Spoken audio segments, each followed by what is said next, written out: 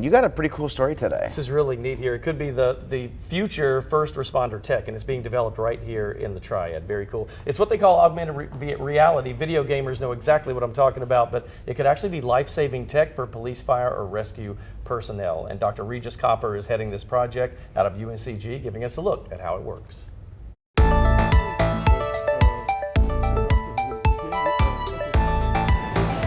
All right, Dr. Copper, so you've already completed one kind of simulation and you're looking for the next level, but what you've done so far, this will help police officers with what?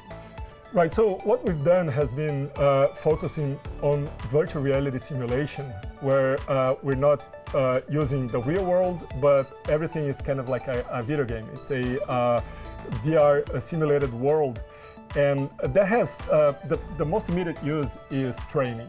Because we can get officers into this virtual environment where it's safe, it's replicable, we can repeat as many times as we need and tweak it to all different parameters at a very low cost.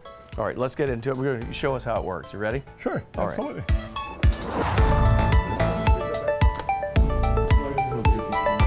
So in this situation, you're the police officer, right? That's right. So as you can tell, over there, the system now is scanning the license plate, and I just got a warning saying that there's something wrong with the car. This is a simulated interface for what next generation traffic stops might look like. So I can come here and I just touch this virtual display, and it tells me that, okay, it's an Audi and the inspection status is expired. So the car has an expired registration. What I can do here, because we are in a limited space, I could walk, but I'm going to teleport. Much easier. Yeah, here I am. And now I can talk to the driver. The driver is talking to me. He's saying something, yep. He told me, hi officer. Now I'm gonna ask why, if he knows why he's been stopped, and I'm asking for his license now. Now, as a police officer, I need to be alarmed because there's something wrong, and I can come to my display here, which only I see.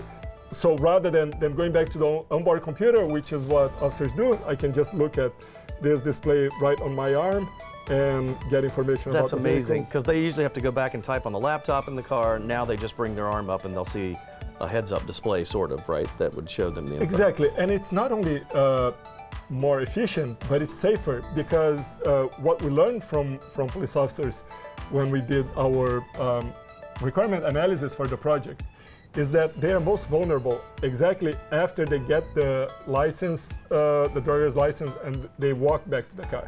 This is great. This is fascinating stuff. Thank you for letting us come in here and see this. It's great.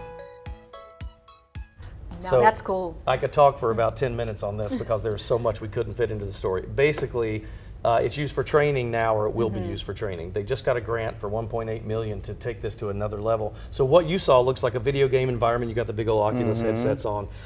Police officers in the future will be wearing something small, like regular sunglasses or little goggles. And for them, when they approach the car, they say, "Can I see your license?"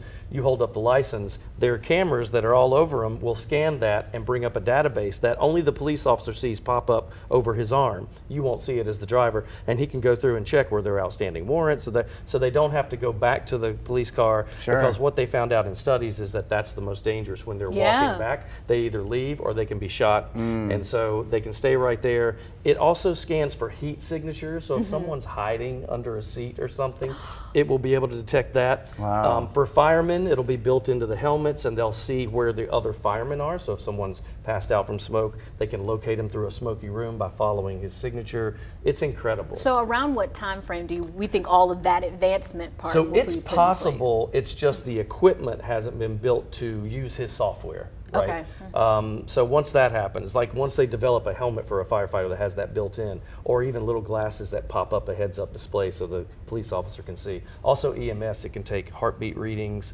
all this stuff, so when they look at someone, I mean, this is futuristic stuff. I know from a training standpoint, it comes in handy because it's like you can do a lot of like dangerous situations anywhere. It helps with soft skills like interviewing, profiling, just really cool stuff. But I didn't know about that next level. Next 10 years, maybe 8, 10 years, that's amazing. Yep.